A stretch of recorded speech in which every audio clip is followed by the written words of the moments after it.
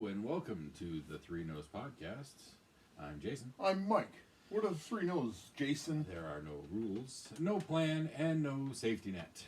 Which is usually pretty apparent. Yeah. So, as we saw from the last episode when things kind of fell off the rails, but it kind of fell off the rails. That right there was an understatement if there ever was. Yeah, we get But it's all about trying new things. Yep. Experimentation. Mm-hmm. Oh, you know what? Oh yeah, yes. There's that. Cheers. What do you got? I am doing the Summersby pear. Summersby pear. Yes. I've got Finnegas 45 Red Ale from Sons of Kent. I love the can design. Yeah, This was so detailed. It is celebrating 75 years of the Branch 642 Legion Pipe and Drum, the pipe and drum band from the Legions that are in Chatham. Okay.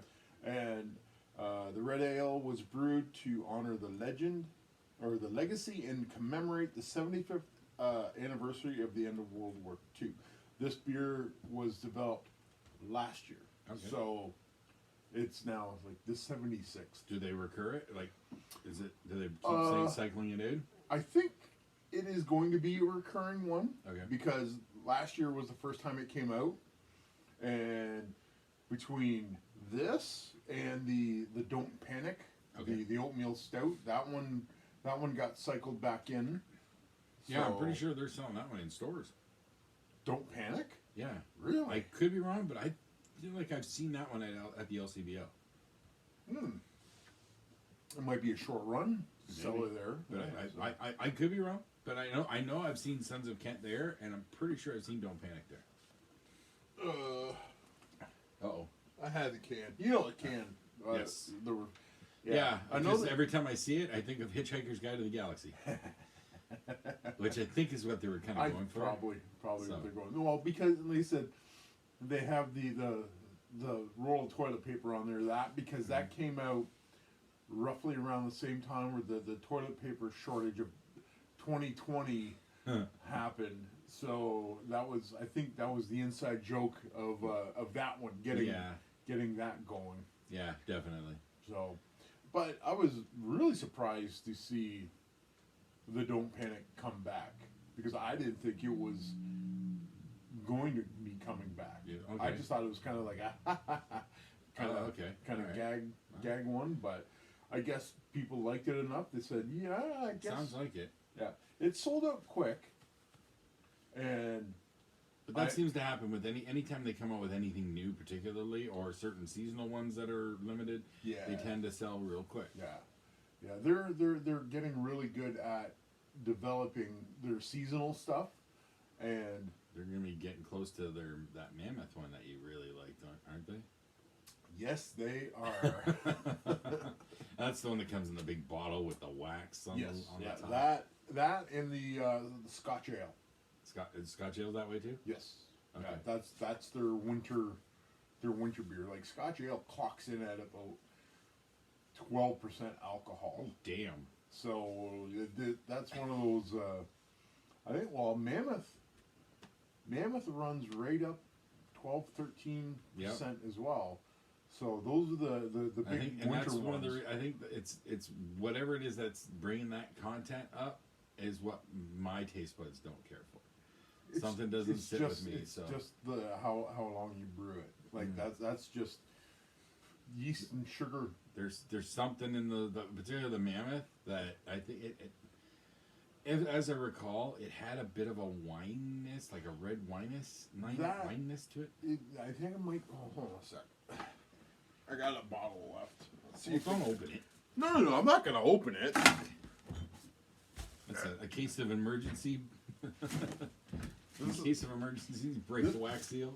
Yeah, this is kind of like the last one that I got before they brew some other stuff. You could probably sell that on eBay for a decent chunk of change. I doubt it, because I'm not going to sell it. Aged in Maker Mark barrels. So it's aged in bourbon barrels. That's where you're getting that. So you're getting the bourbon flavors coming Yeah. through, and okay, Yeah. gotcha. And like I said, it's clocking in at 11%. So All right. yeah, you're not messing around when the winter beers show up, because it's Alcohol makes you warm. well for a minute, but like I said, it's not exactly a life-saving liquid that you want Wait a to be minute. drinking. So my childhood lied to me with the whole St. Bernard's and the wine cask. And No, they did that, but it was by the time you either died of hypothermia, or you're too sauced to understand how bad okay. things were. So Okay, it was just to get you blackout drunk, so Right. you just go quietly in your sleep. that's right. You Okay. Just drift off, because like the dog ain't gonna be able to drag you back to civilization, so you may as well die in the snow happy. Okay, got it. Now I know. That's my theory, anyways. Again, I- I'm not a doctor or an electrician, so I'm just gonna start rattling off jobs that I can't do. So well, search and rescue is not up there either. you have Google. You can do anything with Google. At Yeah. least that's what my wife keeps telling me. Well, hey, Jace, can you make this? Just Google it. Oh, that's easy, simple enough. Well, listen. I was before you just showed up, I was watching Leave It to Brian, the DIY show where people contact him, and they have like 3 projects in their house that they would like to accomplish, and Brian Ballmer, he's one of the Name sounds familiar. yeah, he's one of the famous DIY guys on TV. Like there's like Mike Holmes and then Brian Ballmer kind of Okay. thing. They're the two big Canadian. I know Mike DIY. Holmes. He's Yeah, been yeah. around forever. Right. So Brian Ballmer is right in that area. Okay. So Leave It to Brian is they'll have a project, usually have a project underway that the homeowner has done or started. And then that's a different show with him, but the one Leave It to Brian is you say you have 3 projects that you would like done. Then he picks one that he thinks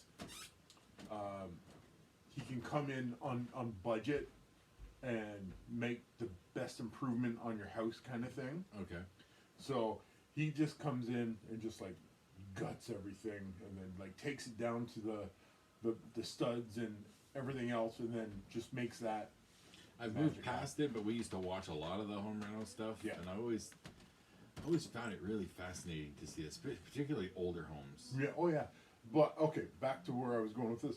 But you're talking about Google it or YouTube it or something like this. Yeah. I'm going like, okay, you can watch a tutorial all you want, but if you're like kind of in an emergency situation or during your home improvement project, you don't want to be doing a first run of something. Like you want to try and practice something before you start rewiring your house. Well, yeah, naturally. So, like, but that's the thing. They're saying, oh, just Google it. Well, okay, And- the tasks that Crystal's wanting me to do and Google it Yeah. aren't home renovation stuff. It's like, can you build a table or the blanket ladder, or which are relatively simple, Yeah, yeah. but when you're not, I haven't done a whole lot of that stuff. I'm not fully comfortable with it, so and like I've done certain car repair things. Yeah. And I Googled it how to do it. Like I replaced a thermostat in a car once. Oh, look at you. And Well, then you went to school for electrician. electrical engineering technician. Yeah. Didn't get my ticket or anything like that. I tried to get an apprenticeship, but nobody called me. Yeah. Too old. Ages. Yep. Oh yeah, I was Ageism. over 40, so Ageism. Yeah. Now would be a perfect time, probably because like I don't know. From what I'm hearing, they're still not hiring older people. yeah, They want people, but they don't want to hire older people. Even though I still have like 20 years still in me. It's weird. It's really weird because they definitely need the apprentices and they need the people to Yep. be coming Constantly up. hearing how the trades are suffering. Nobody's Yeah. getting into trades. I've told you before about that Northwestern Tech at the States. Yes. They're advertising on the RIF, and they have the one ad that's like these jobs are in demand, and but Nobody's getting into them because these are the dirty jobs. Well, you got a problem with it, we're right here, kind of thing. Like, yeah. Well, like I said, I was always telling the kids growing up, like my girls and the boys, like getting into the trades is like that's a way to go. That's like really printing your own money, like at this point, skilled trade like that. Especially now when the workforce is in a retirement mode. Like I would think 75% of the skilled trades workforce is going to be retiring within the next 5 to 7 years. I've heard something similar. So there's going to be a huge demand for people. And I think it's the lack of options for a skilled tradesman. You know, there's not that many electricians around. There's not that many plumbers around anymore. No. That's why they cost so much. Well, I would have to think that the lure of the money out west, especially when Fort McMurray was booming, all like anybody that had any sort of ticket was on a plane heading out west, making stupid amounts of money, and they said they made so much money. A lot of these guys could like semi-retire, and they didn't have to go back to work if they didn't want to, or start up their own little private business and work the hours that they want to work. So yeah, now that's gone. No, yeah, that's all gone. Who knew the oil sands would dry up? Well, I don't think they necessarily dried up. No. But, well, looking at the price of gas the last day and a half, it's dropped. I guess that's because... it dropped like 15 cents or something. Yeah, because they opened up production again for oil. Okay. So there's for some reason somebody has flooded the market with crude oil. That's what's dropped the price of gasoline down in the basement. It's because they think people are going to start going out more again now. They think we're on the tail end. Even you can't tell from some areas, but you think that's the case? No. If you think people are going to start going out more, you jack the prices up. Yeah, I guess. You drop the prices, lure them out. Okay. Okay. So they're trying to draw more people to start driving more. Okay. Even though we're getting into winter where a lot of people are like, not big on driving, especially distances. Like they're like to and from places, but they're not going to go under normal circumstances. Right. COVID aside, people don't want to drive distances in bad weather. No. So, not that you could tell bad weather around here lately. This is a late Indian summer for us because we usually get a weather like this during our Thanksgiving, which is the middle of October, and the weather is like did it hit 20 degrees today? It was hotter than that. It was it was warm. But we're not a weather network. That's true. So, but it was warm. It was nice. Like I said, well, I didn't know. I was at work. So I worked overtime this weekend. I had to go out. I had to go out and get a couple things for supper, and I was wearing jogging pants and a jacket, and I was overheating. I took the jacket off. Yep. As soon as I got home, I changed the shorts, socks off. Like I know this is getting back to summer. Yeah, I don't know when the bottom's gonna fall out on this. Oh, it'll be -20 by the end of the week, probably. Welcome to Canada, where we get all 4 seasons in a day. Well, they said I was laughing yesterday. I was walking out and said, well, I'm sure glad we skipped winter and right back into summer. So that pretty much, that's not what we keep jinx. hearing, though. So, no, we're going to get hammered. That's what I'm hearing. They're saying we're going to get it. We're actually going to get a winter this year. I don't know. I like checking the Farmer's Almanac. And one of the ones that I read said, this winter is not going to be, like, for our area, is not going to be that bad. So... And our area is always weird, though. Like, there'll be a major storm coming through, but because we're down in a bowl with the lakes around us, it kind of, like, skims around the edge of the bowl, so it swings around us, and we'll hit Windsor and London. Yeah.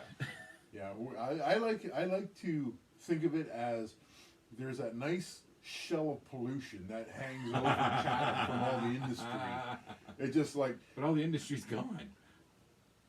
don't give away the secrets. Mother Nature might go, hey, Oh, hey. I owe those fuckers. So, but I liken to think of it, and they said the storms would come in, like the front would come in and hit that shell and just go boink and head off to London and hammer London.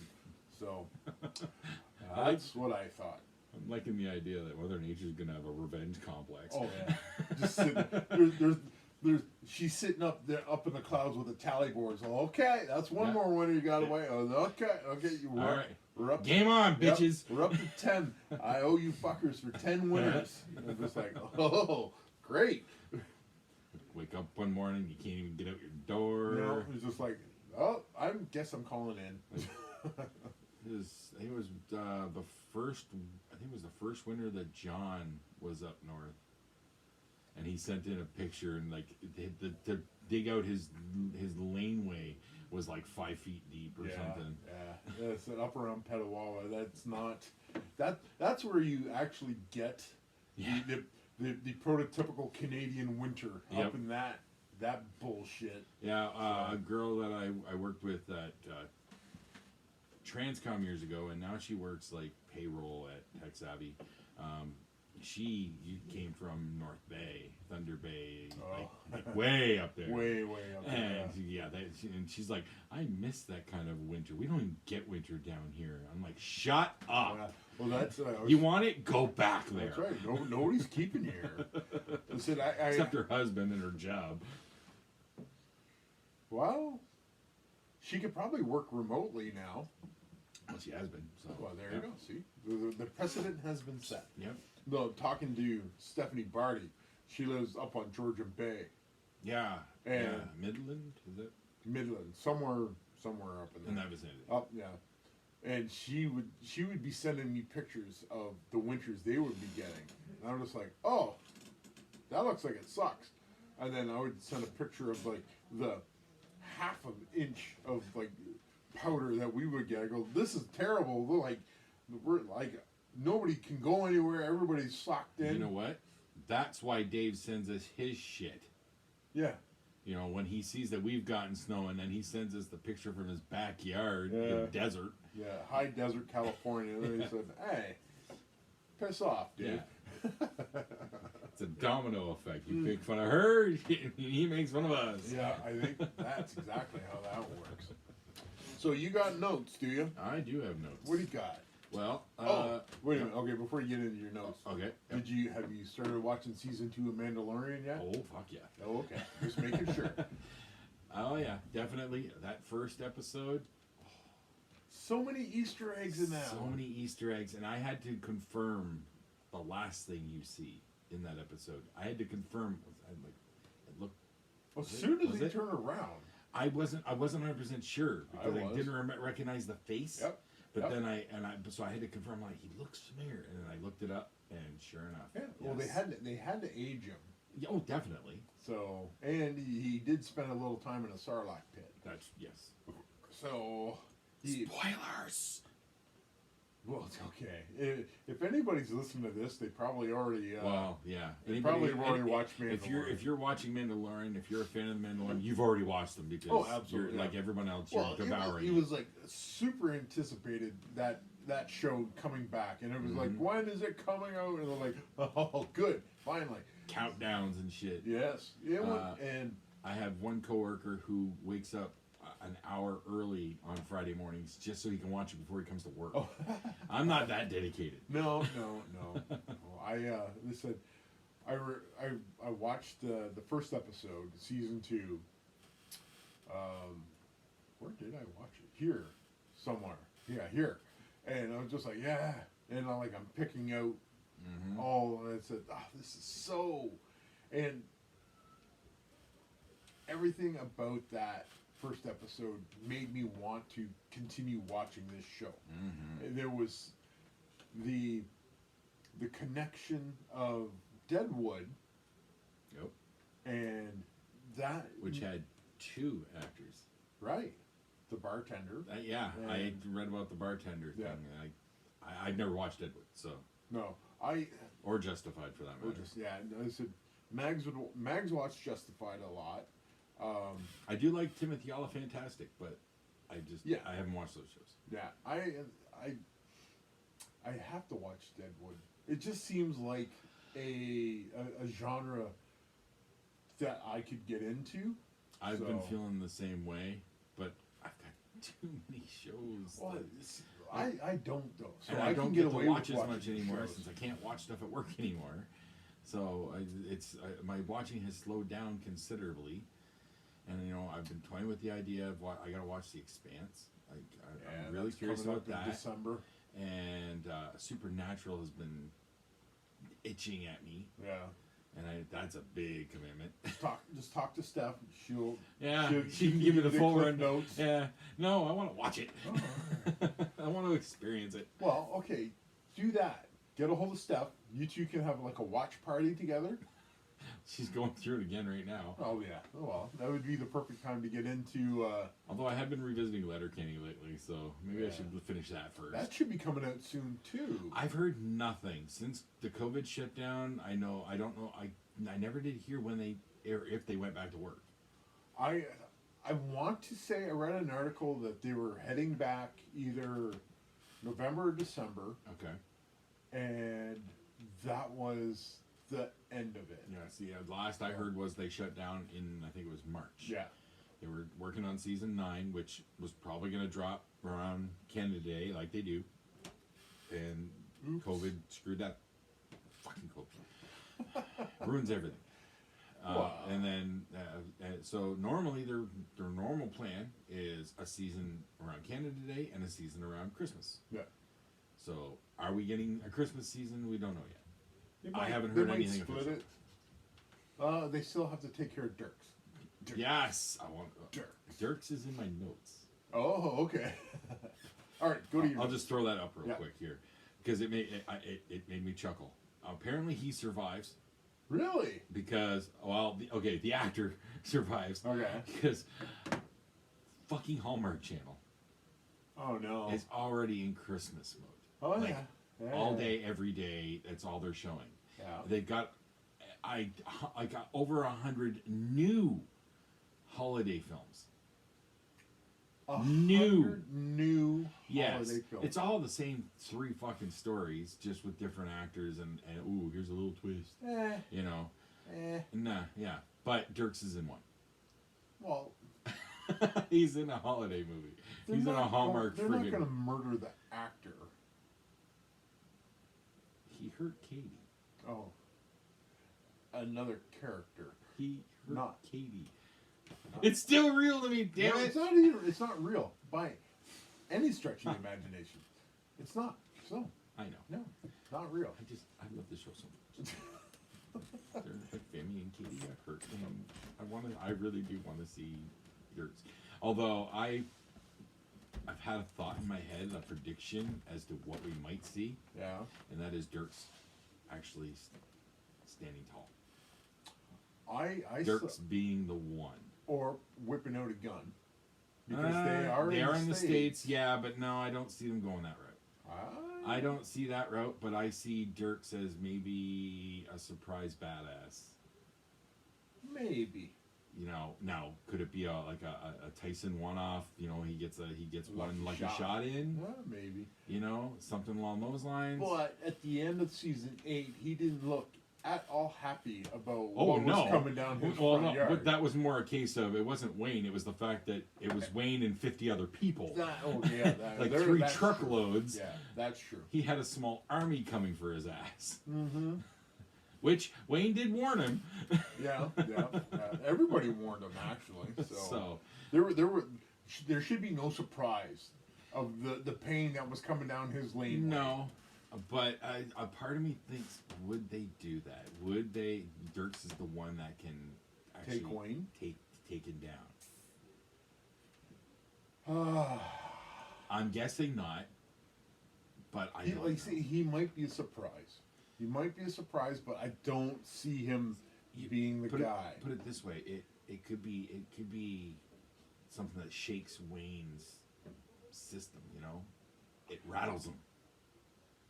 Wayne doesn't get rattled. No, okay, but if he legitimately loses, that but would probably rattle him. You can almost say he legitimately lost against Tyson. Well, it was a sucker punch, and he did get up and lay Tyson out, apparently, but we didn't see that. Yeah. But he knew Tyson wanted to fight him. Yeah. So, but he wasn't not squared so much up. You know, if I'm picturing it more that, okay, he gets up to Dirks, they square off, it's straight up, and Dirks wins. That would shake Wayne. But they've already had that with Marie Fred. Yeah. With they the whole can't do that again. Yeah, it is kind of in the same boat, isn't it? Right. Okay. So they can't have Wayne. Yeah. Wayne came back strong after Marie Fred. Yes. So yeah, once he got through a misfire. Right. So excuse me, seriously, please, and thank you. Yeah. I think when Wayne came out of that, he was reset back to old Wayne. Okay.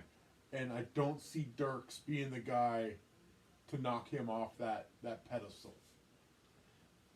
Here's a would you rather kind of situation. Not exactly would you rather, just a preference between Marie Fred or Rosie. Marie Fred. I'm all for Rosie. Marie Fred for me. I've had a thing for Rosie since the first moment we saw her. Yeah. With that song, this I'm a cold drink of water in a hot summer or whatever. It was like that show is so good at picking the perfect song for a moment. Yeah. And that moment, the first introduction of Rosie, I've been hooked. Well, okay. We're missing. So Bonnie McMurray. Bonnie, she's too young. She's not. She's a little young. She's not. Even Wayne says like she's a little young. Maybe want to ripen that one a little bit, you know.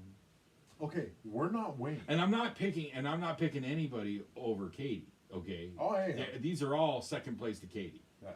For me. Okay. All of them second place to Katie. Now Marie Fred. Really? Marie Fred did for me. All right. Even though she was a dirty cheater. Yeah. But what are you gonna do? Yep. That she's not evil. That's just the way she was written. And then there's a Nick. You. Yep. Yep. There is her. Although there's also one of the. I don't know if they ever gave them names. The two city girls that hook up with Stewart. Oh. There's smoke shows right there. Yeah, the two girls that work at the bar. Yeah. Yeah. Yeah. They were probably given names. I cannot recall. I don't recall ever getting names for them. I thought they were given names. Not that I recall. Maybe. Yeah. And then there's Anique was. Wow. Yeah. She's the new spokeswoman for Bro Dude Energy. Oh, yes, she was. And then the other one that again was never given a name other than Big City Slam piece. Yeah. The first time we see the Big City Slams, and we do see them again later with the Bay Brothers. Yeah. Hudson and James. Yes. Yep. Do you remember the two Big City Slams? The first time you see them, they show up. Katie had just came out from talking to that modeling guy. Yes. They're outside the hockey arena. Yes. The shorter girl. They both had dark hair, so that's not gonna help. But there was a shorter one that hooked up with, I believe she went with Jonesy. Yes. Okay. I do. Yeah. That one, she read my engine. Yeah. Okay. She's got the look. She had the look that I did. She's the one, is she? Yeah. All right. So you Again, got your Big City Slam. That's my Big City Slam. All right. I just love that show so much. Oh, it's a good show. It's Canadian enough to. But it's not for everyone. I No. admit, I have put it on people's radar, and some people take to it, and some people don't.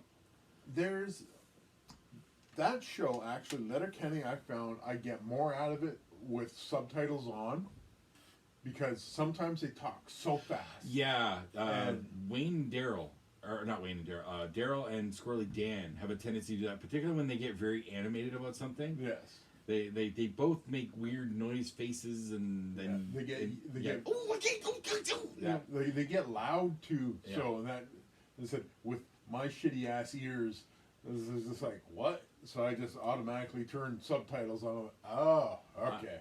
And revisiting, yep. And also when Shorzy gets going with his chirps, when you can read those, because he's pitched higher, his voice is pitched higher. I have a hard time with higher frequencies. So when I finally get to read these chirps, I'm just like, oh, this guy is such a brilliant writer. It's fantastic. I don't know if Kiso writes that himself or not. I know he does do some of the writing. Yeah. Him and Jacob Tierney, I think, do most of the writing themselves. So. Well, it's between Kiso and Tierney then. Yeah. Whoever is writing the main scripts at those points. So they're whatever they have coming out of Shorzy's mouth is fucking brilliant. So and the reveal at the end of, I think it was season 4, when you find out that Shorzy really was doing Jonesy and Roddy's moms. Yeah, it's just of course he was. It's not a surprise. And just knowing that Shorzy's Wayne, like, it's Kiso. I know. The handstand showers. We've seen it 3 times in the show. Yeah, well, that's Shorzy's trademark move right there. Might as well get some reps in while I'm ball washing. Amazing stuff. Who thinks of that? Kiso and Tierney. But part of me believes that they actually saw somebody do that. Oh, that has to be based on somebody for sure. At a shinny hockey game or some junior D bullshit hockey tournament. Whale shit hockey. Whale shit hockey.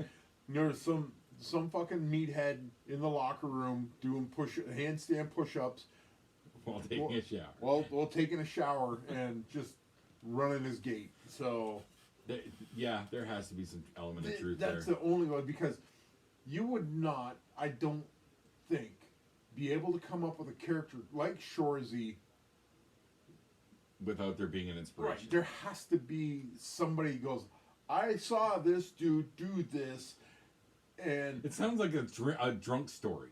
It does. And like I said, it's one of those things where it leaves an indelible mark on your brain, and you're just like, I will never, ever be able to forget this. Have you ever seen anything like that at any of your rugby things? I've seen a lot of things.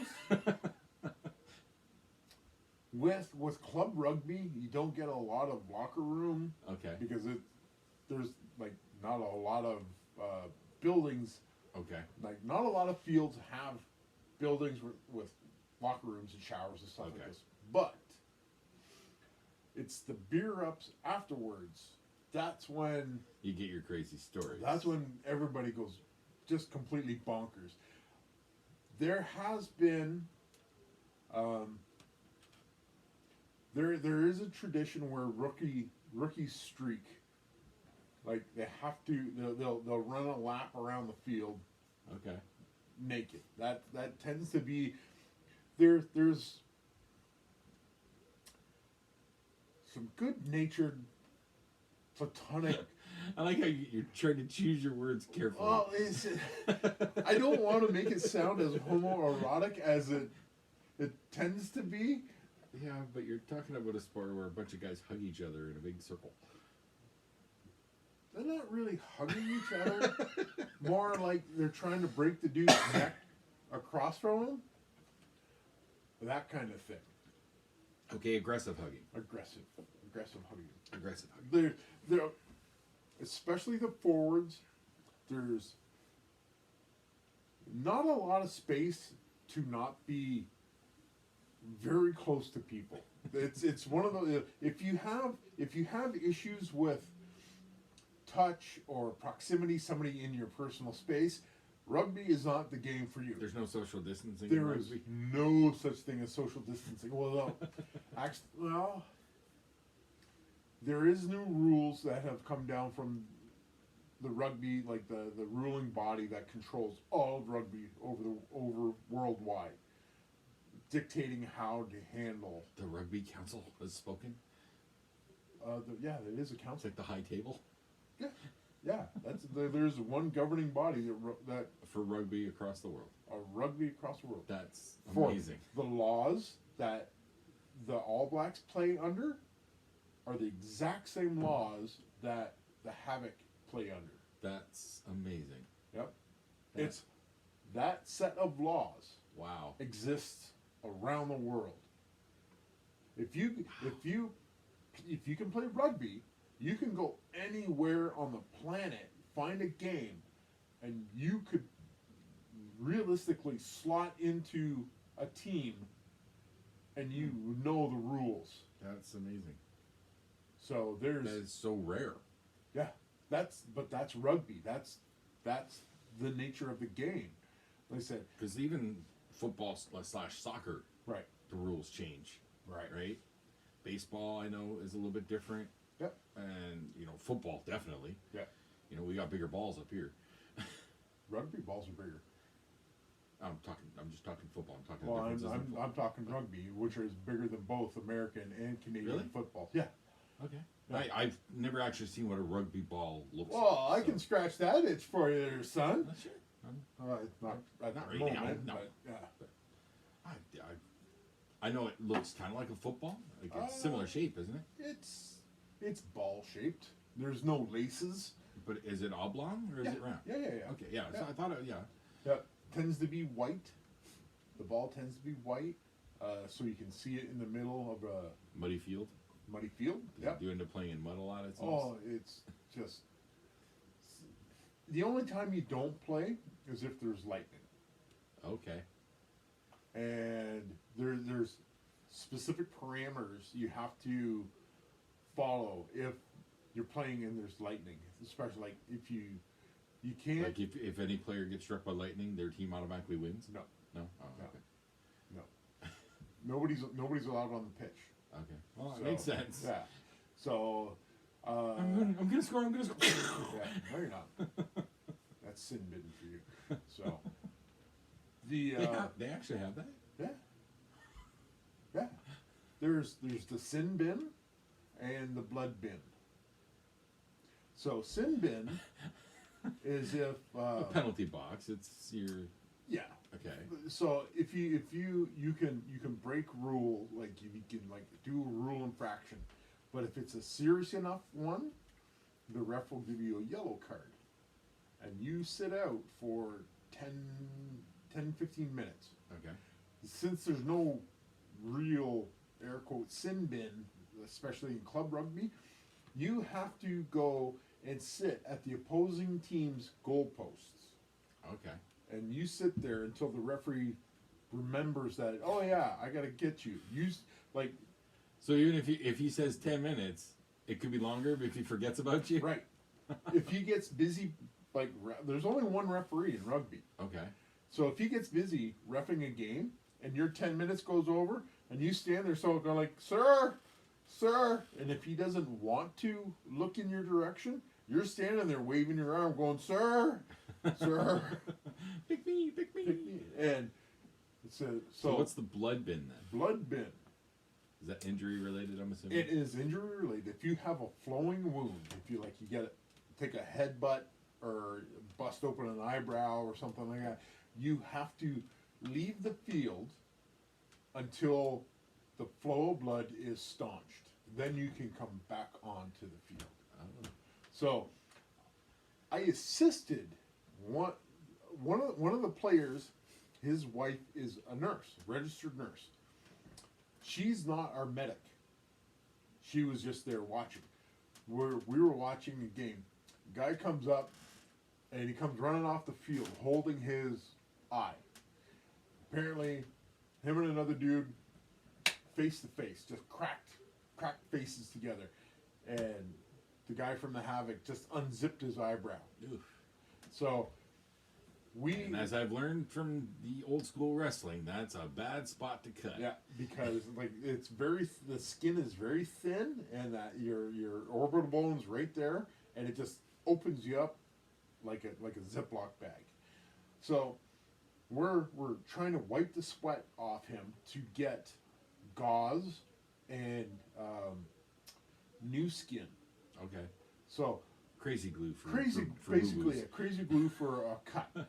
So I'm between me holding a gauze pad on his eye and pinching the wound closed while the nurse is coating his eye with new skin to try and get this. So eventually we get the wound closed enough where we can slap a new gauze pad on his eye, and then we go around his head with tape to hold the pad, the gauze military pad. war wound. Right. So we finally get him patched up. He goes running back out. Not 4 minutes later, he goes head to head with a dude. Oh, fuck. He opens up his scalp on top of his head. Jeez. He comes running off the field towards me and Michelle because we did a good job of patching him up the last time. Holding his head as we can see the blood running down. We're like, do we have any more gauze? What about tape? I think I used up all the new skin on closing his eye up. Jeez. So Get the staple gun. it was almost that. So we're trying to like we had to physically push him down onto the ground so we could work on the top of his head. But he's like full of adrenaline, like I gotta get back out there kind of thing. We're going like, you ain't going anywhere until we're done. So we finally get the blood slowed down. We put the whatever rest of new skin we had left, closed it up as best we could, slapped a gauze pad on top of that, and we wrapped him with tape. So now he's got a circle going that way. From the neck up, he looked like Boris Karloff, the mummy, just covered in tape, like over his head, under his chin, like this. And we're going like, go, don't get hurt again because we're out of supplies. So from that experience, we have managed to recruit the head of the Chatham's ER doctor is our team physician. Wow. And there's another, we have a chiropractor that travels with us, and there's at least 2 massage therapists, and there's also another ER doctor. I watched the ER doctor like suture a dude's eye, his eyebrow closed again, get cracked in that eyebrow. Player comes running off the field holding his eye. Doctor pulls his hand out of the way. Okay, flushes it with same saline solution. Like the guy is sitting or laying on a bench on the sideline. Doc rinses it off with saline solution, wipes it with like a sterile gauze pad just to see what he's dealing with. He goes, okay, 1 shot of anesthetic in the wound, and then he sews his eyebrow shut right on the sideline. Slaps a Band-Aid on it, and the guy is off. Damn. It was maybe 7-8 minutes, all said and done. That's an ER doctor. Yeah. So like I said, Patch him up. Yeah, he slapped him up quick. He slapped those sutures into that eyebrow, and I was like, wow. So, I'm surprised they don't have one of those stapling. but you can't have those on the rugby pitch. Oh, okay. So okay. it has to be sutures. Okay. So you can't even if you do staple it shut, it's gonna get ripped open or somebody's gonna get hooked on it, that Okay. kind of thing. So you All right. can't have hard Yeah. hard things. Thread is one thing. Right. Thread's one thing. Staples is an entirely different thing. Staples is after the game. Okay. Because you're definitely busting your stitches open. And then that's when you go to the ER and you bleed on the floor and they say, fine, come in, and click, click, click, and away you go. So, that's rugby. Damn. All right. Greatest sport on the planet. And that's why I don't play it. So, a couple weeks ago. Okay. So, it was... What night was that? It might have been Halloween night, actually. Okay. I wish I would have marked down what night it was. It Halloween was weird. Saturday night. Yeah, no, but yeah, I can't remember if it was the Friday or Saturday night. So I go out for my nightly smoke. Yeah. walk the dog, all that. So I'm sitting out, I'm having my smoke, and usually, particularly Fridays and Saturday nights, we're talking 11 o'clock at night roughly, maybe even a little bit later. I hear a lot of the noises of the city at night. Okay. So I know there are guys street racing in Chatham. Oh yeah. I've witnessed it. I've seen them zip by my house, and I ran down to the end of the driveway to see if one of them crashed into the house at the end of the street. They would zip by so quick. Like, wow. Yeah. Okay. I hear that shit all the time. Like, you can tell from the noises of the engines revving and whatnot. Yeah. Okay, they're fucking racing. Yeah. Okay, where's the cops? I don't know. But this night was really weird because I was hearing loud revving noises. Okay. But then I would hear booms. Like Boom. Like sounds of like explosions, like booms. Okay. Not super loud, but I'm hearing what sounds like booms. They could be, because of the crows, it could be farmers using those poppers to get them moving. That often? Yeah. Like, yeah. it was happening a lot. Yeah. And I was hearing popping sounds that sounded like gunfire. Well. I watch a lot of movies, I admit. I watch too much of this shit. Okay. But I'm picturing, like, gangland, like, drive-by shit happening. That's what it sounded like. And I posted on Facebook, like, what's going on outside? I'm hearing all these noises. And a few other people said, yeah, I've been hearing it for a while now, too. What the hell is going on? Never heard anything. Well, no explanations whatsoever. If it was something serious, it would have ended up in the Chatham, in the newspaper. The Chatham police are really good at posting stuff. Oh, like obviously there was nothing major, nothing to be concerned with that we're aware of, because there was nothing. Yeah. There's been nothing at all. But it sounded so weird. Like I said, it sounded like it could have been like a gangland drive-by thing happening. Like, it was weird. And I was like, I was getting anxious. Yeah, okay, I was smoking and it was starting. It was starting to roll in. So I'm like, is it getting closer? Is it getting closer? You know, but quick, under the bed, hide, duck and cover. We're in the basement. I think we're safe down there. Much safer if you hide under the bed. That's true. So, I'm just a suggestion. I don't know if I could fit under the bed, though. Maybe. Wow. I haven't tried. You need to get like stilts on your bed or something. I bet it's get a danger room or a panic room. Panic room. I could. Xander's gone. There's this cold pantry that's at the front that is technically underneath the front porch of the house. So it's underground. It is underground. And concrete? I believe so. Oh, that's definitely panic room material. I could easily hide that door and turn that into like a hidden panic room. You don't even need to hide the door. You just got to reinforce the door. Reinforce. Just got to reinforce it. Right. There might be something there. You should Google that. If I own the house, I would do that. I don't own the house, so just do it anyway. What are we gonna do? I need to talk to you. Go into your panic room. They can't get in. No. Exactly. What's the password? Nope. Oh, I changed it. Sorry. Ha. No, make your panic room. What are they don't come down there. Don't worry about it. What are they gonna do? Kick you out? Maybe. No. Whatever. Yeah, I don't know. You'll be fine. Just do it. Do it. Look, last time you told me to do something, I've actually been doing it. So. I know. I said I before I quit Twitter, I was monitoring your push-ups rather well. I'm at 15. That a boy. See. But didn't I say? But I've had no challenges, and I don't want to post it on Facebook because then I'll have too many challenges. I don't want to get overwhelmed to the point where I'm hurting myself. Okay, so do you know what you do? You be selective. You don't have to do everything. I'm already being selective by saying, okay, you have to have seen the video, because I told a couple people about it. Yeah. But I said, but unless you watch the video, well, that you have to have seen the video. Yeah. Well, that makes sense. So that drives eyes to your thing. Sure.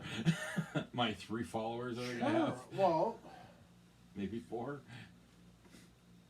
I know of only 3 people that have watched my videos. Okay. And one of them isn't watching my videos anymore because you're off Twitter now. That's right. Yeah. So I know of 2 people that watch my videos, and one of them doesn't watch all of them. So wow. And the other one's my wife. Well, there you go. She can challenge you. She hasn't yet. Well, I've even mentioned it in front of her, telling her that, nobody's challenged me, and she hasn't. fine. Okay. If you go to Facebook then. But then I'm gonna get overwhelmed because I have all my coworkers on there and shit, and I don't want to get overwhelmed with it. Okay. Here's what you do. Like a couple times a day, maybe, is about what I'm willing to go. Or hey, I'm trying to help you here. Shut up. Stop talking. Stop the talking mouth. Open up the listening ears. So, you post the video, But and you say, for each like or comment, I'll do one push-up. That way, you're not overwhelmed. So, you could get 10, 12, 15 people, which is in your admitted range right now, right? okay, So, I like this. you set the parameters of where you're comfortable with, and you don't get out of that situation. Okay.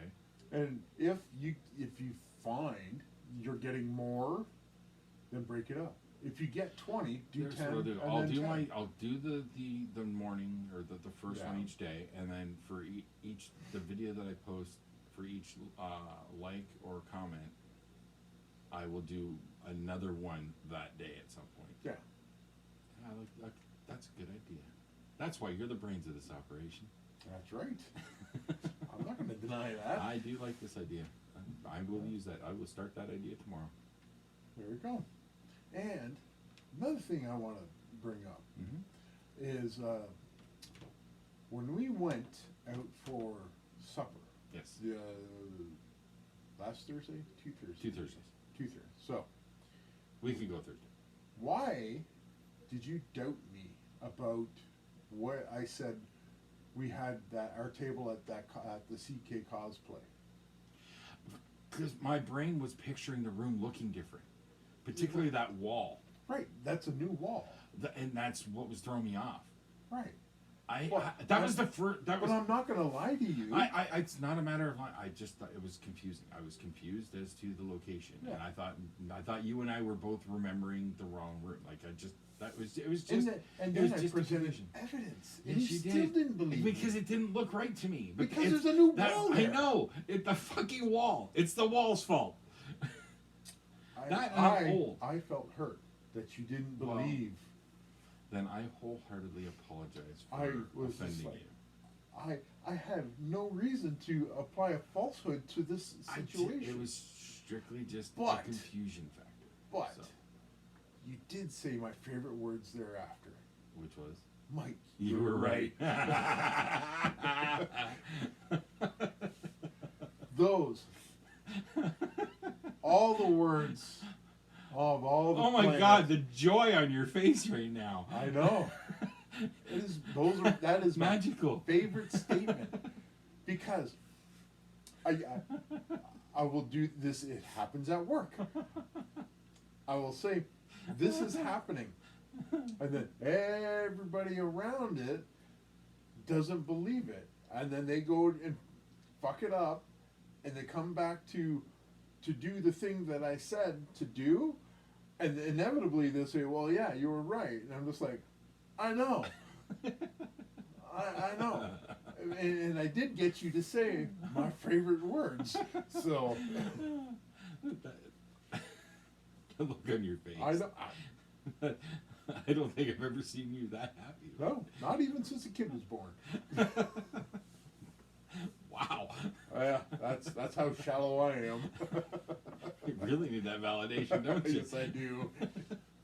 I'm old. I'm way down on the totem pole of attention. Even the cat's got more of a stroke. Uh-oh. Yeah. Last night, like, this is 2 nights in a row where I'm laughing harder than I have in a while. Last night was a good game. That was a good session. I like that.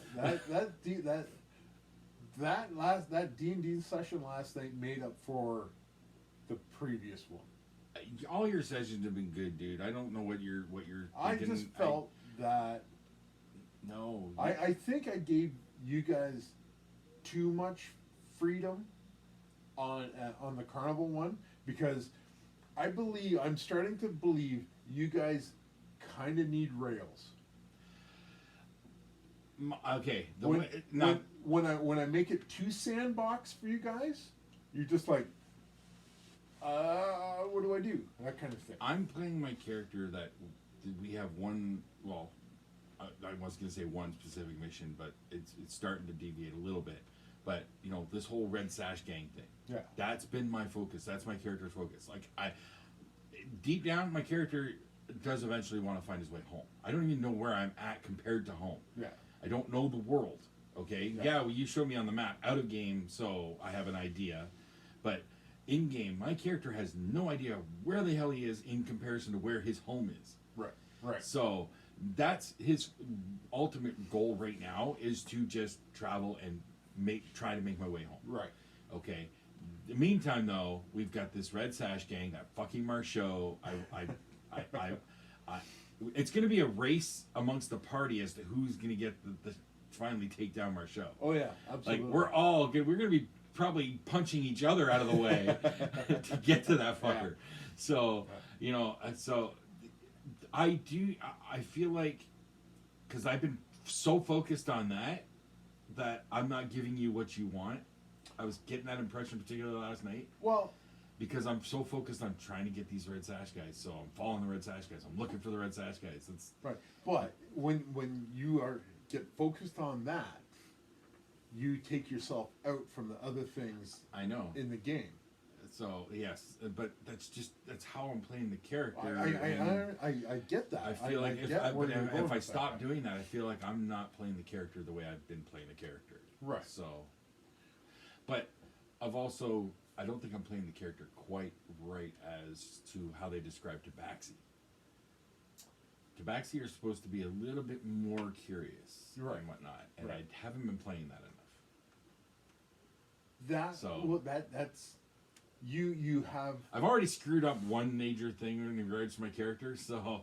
But you grabbed, we'll call it your mission for your Tabaxi, and you are now laser focused on that, to the detriment of everything else. Two party members almost died. Right.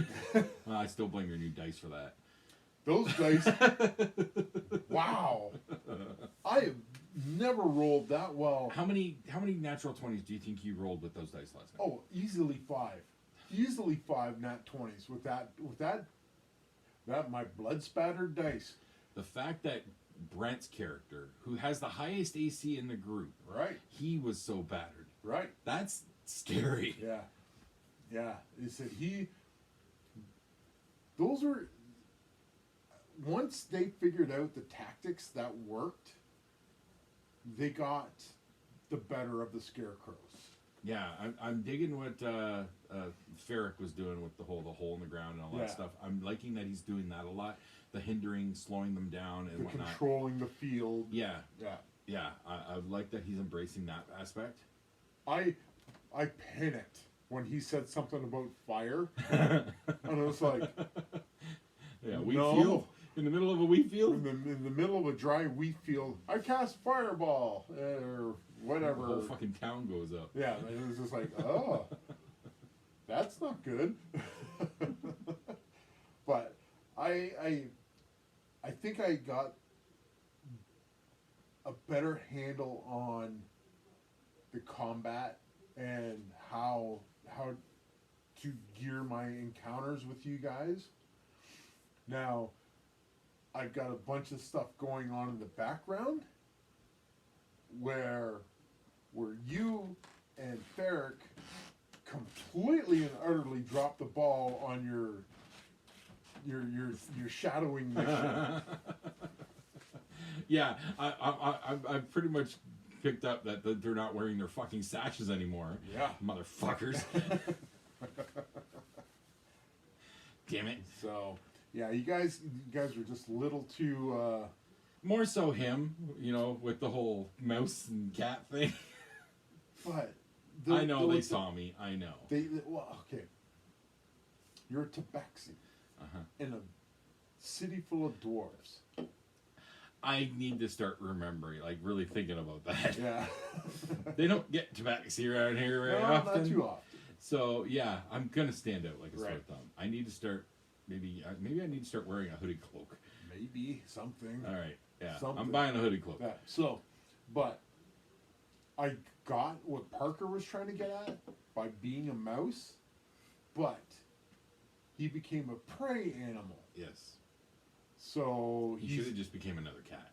a cat or a dog. I still think a mouse though wouldn't have been able to keep up with them when they were traveling. On leg stride alone. Right. Yeah. I don't like mice can be quick, but they can't be fast. Not over distance. Not over distance. Yeah. So yeah, he would have. Parker, I think, would have been better off, like either a cat or a dog or a bird. Why hasn't he done bird? I don't know. It's not like he hasn't seen birds. Right. So. He's just not thinking that way. No, I don't think birds so. aren't animals. Yeah. Is what he might be thinking. No, it's well within his. Yeah, but realm. his mind might be thinking birds aren't animals. I don't know. But I do like the way Parker thinks about battlefield control. Mm-hmm. And it's come in handy in two of our major fights. Yes. Because, especially against the Noel Pack Lord, yes, if that dude had gotten free faster, there would have been a whole bunch of new characters being made. Yeah, I was expecting that. Yeah, so his control and his understanding of his spell work, top notch stuff. And that comes from him being so in the know with the whole system. Well, he DMs games himself. He's read these books. He's so he's got a well idea. versed. Yeah, and Brent is getting a handle on how to play barbarian. He just keeps forgetting to rage. He just keeps forgetting the most important thing that a barbarian can do in any fight. Rage. The first thing you do, I would like to rage. And there's more positive than negative when it comes to rage. So just do it. Right. Is that like I said, there could be negative aspects to it, but every time that he has done it, it's been at the right time and in the right spot on the field where it's paid dividends almost instantly. Yep. When he's gotten that part of the game down. And the more he does that, the better he's going to get at it, and the more it's going to make me have to start thinking outside the box of how to deal with Brent. Because he's a robot. His AC and his abilities are such a roadblock to some things. Like, I almost have to now start overpowering encounters just to make it balanced for Brent. Like, everybody else in the party might get wiped, but Brent, there's a balance that I have to find with Brent. One thing I'm noticing with Monk is they do decent damage, but their progression is slow for that. Yeah. Like I think once I hit like level 6, monks become really dangerous. Yeah. Well, that's the their fists become magical kind of thing and all that. Like that, I think is where it switches with monk. I did read an article. They were talking about the honey spot of D&D characters tends to land between 5th and 10th, right in that window of those 5 levels. That's when the characters they come into their like the big power that they have. They get the better like a second attacks, like feats start getting mixed into the thing. So you guys are now getting ready to brush up against that. The power curve is about to go like up real fast because you guys are getting into a spot where some things are not even going to be worth your time to look at for encounter wise. So the danger of the game. I want to get to the point where, you know, somebody says, oh, we got a problem with this. Is there a dragon involved? No, we're not interested. Yeah. Yeah, because as I said, it's a risk reward thing. Like thinking about what could be happening in the next things that I have planned, what I think I set up at the end of this game session. You've been great with all your setup in this game. Yeah. You really have. You've given us enough mystery. You're changing up the tactics. It's keeping me on my toes. I'm constantly trying to think my way through it without going beyond what my character should know or be able to do. Yeah. You know, I know I've had to argue a couple points, but my logic was sound. Yes. So I will test you. If I think your tactics are just a tad wonky, I will question it. And if you can explain it in a logical fashion, 9 times out of 10 I'll allow it. Like the session when Jedediah's house exploded. Yes. I was picturing, okay, we last saw him over here. We know they came up the tunnel here, so the entrance should be in this direction. And you questioned me on that, like I was playing with, but I was trying to do the logic. Okay, we saw them in the north, they popped up in the east, so somewhere northeast, that there should be an entrance to a tunnel, and that's the direction I was going. Now, my argument was, you saw Jedediah, you did not see Marshall. Yeah, we did. No, you had already started to head back into the village when Marshall, because the only person that was there at that point in time was Ferric. Everybody saw Marshall there too. No. But still, Jedediah came up through that tunnel, and it was so. It's an awful stretch. It was a big stretch. Yeah. That's just the kind of thinking that I was trying to use. Yeah. And it was sound. I understand what you were getting at, but it started to brush. Okay.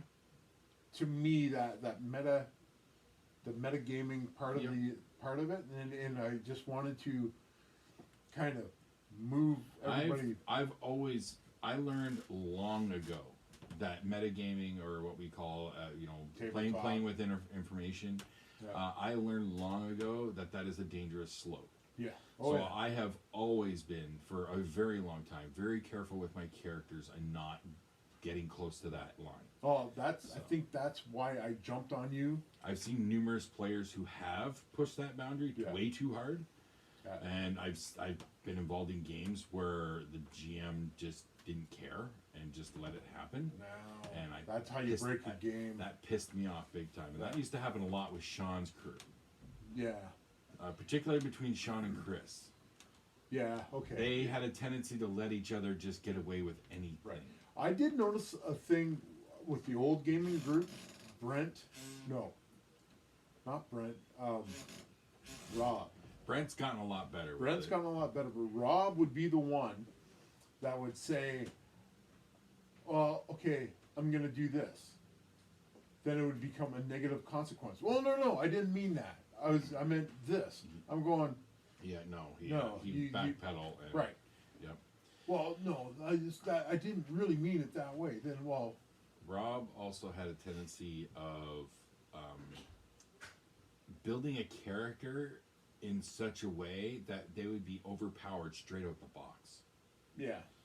Tom would let him get away with something in an old mage game that we played, and we played this game a long time. Yeah. Long established characters, but he let Rob get away with certain things that no GM in their right mind should ever allow.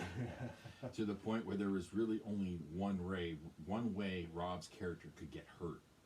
And the only character in the party that would have been able to pull it off was Brent's character, and that pissed Rob off to no end. Rob and Brent, for the longest time, were fine. There was no problem. Yeah. Then there was a major blow up when Brent was running a Cyberpunk game. Okay. And Rob really pushed familiar with Cyberpunk, Yeah. you know, if you want money to start off, if you want to get a lot of cybernetics and whatnot, you sell out to a corporation. Yeah. So you become their puppet. Yeah. And methods of control in that situation vary somewhat. But a common one that a lot of GMs have used in the years that we've played is a bomb in the head. Well, that's a pretty standard sci-fi trope for. Yeah.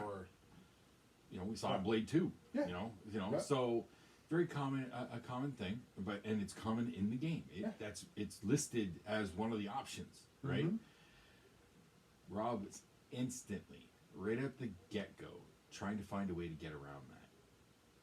Trying to get out of his contract almost instantly. Like, he was going to see a Ripperdoc. Well, guess what? You think they're not going to have fail-safes and shit? Yeah. So every trick Rob was trying to pull to try and get around it, Brent was ready for it. Yeah. Brent prepared. Yeah. To the point where Rob just kept arguing about it. And Brent got pissed off and left. What Brent should have did is blowed up Rob's head.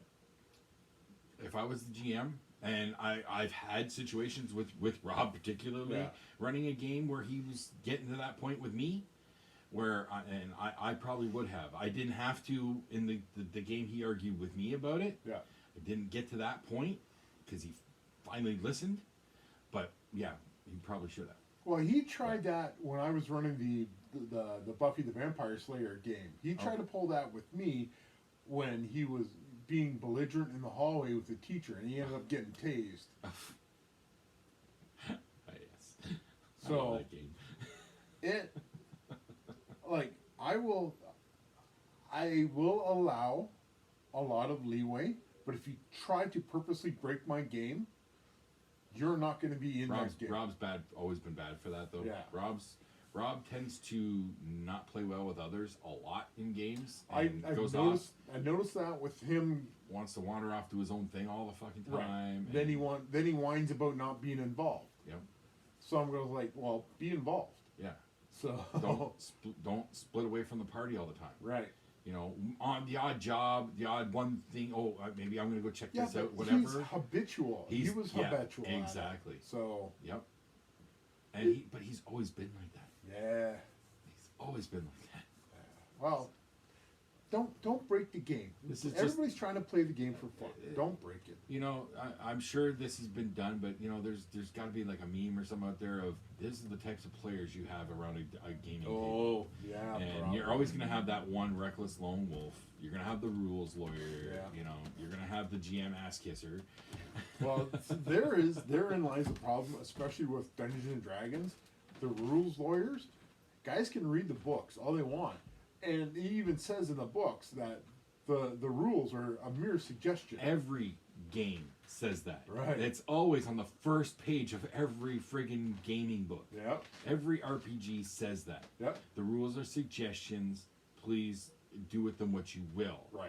And that was the exact argument that shut Rob up when he was arguing with me. This was would have been a Vampire the Masquerade game. Okay. And it got to the point where I opened that page and I said, "Read that fucking paragraph." He's like, "Fine." Well, but it makes no sense to try to do that on purpose. No, and you're just disrupting the game. Right. You know, and that's the other thing I've been really enjoying with your game. We've been staying on task for the most part. Like, cross chatter and out of game talk, you know, wrestling talk, all that stuff, a little bit, but for the most part, no, it's been play. Yeah. And I'm loving that. I like to think that we have like a pretty narrow window of game time. Yeah. Like, we know, like I said, everybody starts showing up at 7:30, 8-ish. We're going to go for a 3 to 4 hour run. Right. Yep. So we have this block of time. Mm-hmm. And if we leave it open-ended, then you just kind of go like, oh, well, we've got all night. And I was like, I'm not staying up to 1 o'clock. There was when John first went away, he came home, I want to say it was like 6 to 9 months later. He came home briefly. So Tom and Taz and I went over to John's. We were going to have a gaming night. Yeah. We're just something just to throw together. we got out of a room.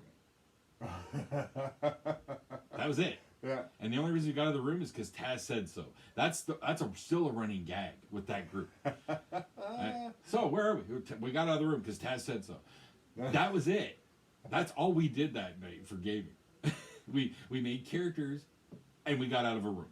That's not bad. That's a start. You gotta start somewhere.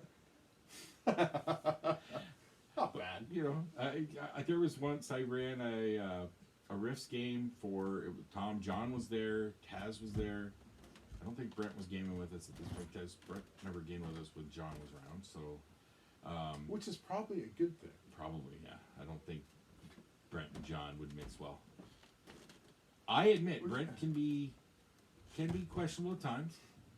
Some people don't know how to take him. No. But Brent is also very skittish now in gaming groups. Yeah. Like it took a lot to get him to do the gaming that we're doing now. Yes. Because of what happened with the other group. I completely understand. So, so I get, it's understandable that he might be skittish, and because of that, it makes him even more awkward than he already is. Yeah. So, and yeah, I don't know. I don't think John would know how to take Brent. I think Brent would have grown on John. That's the thing with Brent. He does grow on you. Yeah. So the meet cute part of the game would have been way rougher. Well, this particular Rifts game that came to mind. Yeah. So I'm running the game, and while most gaming sessions with that group, if we got to make new characters, that's the night, right? Yeah. Well, no, they fired their characters off real quick. Oh. Okay. I didn't have a full story planned yet. Yeah. So I'm like, all right, fine. Figuring, okay, getting the group together is always a night, No, they literally pulled the, hey, you look badass. You want to go on an adventure? Yeah, sure, okay. So, fuck it. I found in one of the books something that essentially was a giant shit cloud demon. And they fought this giant shit cloud demon, which they had no chance whatsoever of actually defeating. Yeah. It was more a case of doing enough damage, not dying, to the point where it finally gets bored and leaves. Yeah. Yeah. Well, Tom died. Tom died. He whipped up another character because he already had, he was torn between two characters, so he kind of had one half ready. So he made a Glitter Boy killer. Oh, okay. Have you ever seen one of those? Yeah. Okay. Well, it even says in there with all their weapons, because they're loaded to the fucking teeth, that you can do a full blast, like launch everything all at once with one button. And he did that. Oh, jeez. And that's what caused the demon to go, fuck, I'm leaving. Not so Tom much expended everything he had. Not bad. But yeah, just that session. I'm expecting them to just, they're going to hum and haw. They're going to argue. They're not going to work together.